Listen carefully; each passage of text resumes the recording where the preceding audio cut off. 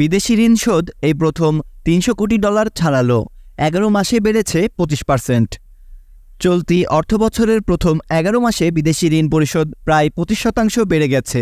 গত প্রায় এক বছরে বিদেশি ঋণের ছাড় তেমন একটা বাড়েনি।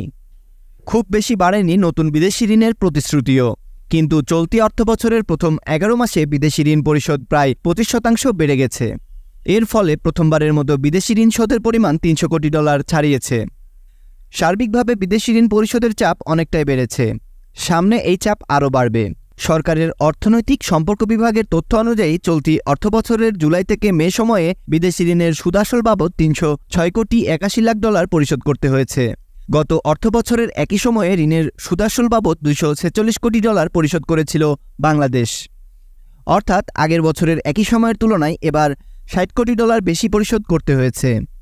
গত অর্থবছরের পুরো সময়ে সুদ ও আসল মিলিয়ে বিদেশি দেনা শোধের মোট পরিমাণ ছিল $268 কোটি। দেশের বৈদেশিক ঋণের হালনাগাদ পরিস্থিতি নিয়ে অর্থ মন্ত্রণালয়ের ইআরডির তৈরি সর্বশেষ প্রতিবেদনে এই চিত্র উঠে এসেছে। বিদেশি ঋণ পরিশোধ সম্পর্কে অর্থ মন্ত্রণালয় একটি প্রক্ষেপণ করেছে।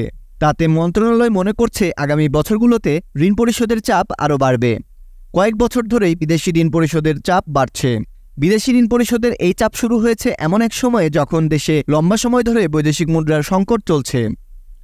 বিশ্লেষকরা মনে করেন ডলার সংকটের এই সময় বিদেশি ঋণ পরিশোধের জন্য অতিরিক্ত অর্থ ব্যয়ের কারণে বৈদেশিক মুদ্রার রিজার্ভ ও বাজেটে বাড়তি চাপ সৃষ্টি হচ্ছে।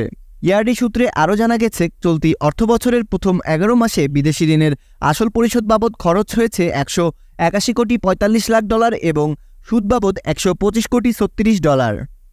অর্থাৎ এই দুটি খাত বাবদ মোট প্রায় $307 কোটি পরিশোধ করা হয়েছে। ফলে ঋণের আসল পরিশোধের জন্য যেমন $100 কোটি বেশি খরচ করতে হয়েছে, তেমনি সুদের জন্য বাংলাদেশকে বিলিয়ন ডলার অর্থাৎ $100 কোটি বেশি খরচ করতে হয়েছে।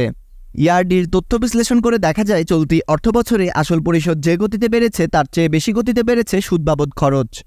গত জুলাই থেকে মে সময়ে আগের অর্থবছরের একই সময়ের তুলনায় বিদেশি ঋণের আসল পরিশোধ বেড়েছে $30 কোটি বা 36%। কিন্তু সুদ বাবদ ব্যয় বেড়েছে 42%। আর্থিক মূল্যে প্রথম 11 মাসে সুদের খরচ বেড়েছে $37 কোটি। এ বিষয়ে বেসরকারি গবেষণা প্রতিষ্ঠান পলিসি রিসার্চ ইনস্টিটিউটের নির্বাহী পরিচালক আহসান এইচ মঞ্জুর বলেন, বিদেশি ঋণ পরিশোধ পরিস্থিতি সামাল দিতে হলে সামষ্টিক অর্থনীতি স্থিতিশীল করতে হবে। বিনিময়ের হার যেন বেড়ে না যায় সে ব্যাপারে লক্ষ্য রাখতে হবে। আবার রপ্তানিও বাড়াতে হবে। চীন, রাশিয়ার সরবরাহকারী ঋণ নেওয়ার ক্ষেত্রে আরও যাচাই বাছাই করতে হবে। সার্বিকভাবে বিদেশি মুদ্রার মজুদ বাড়াতে হবে।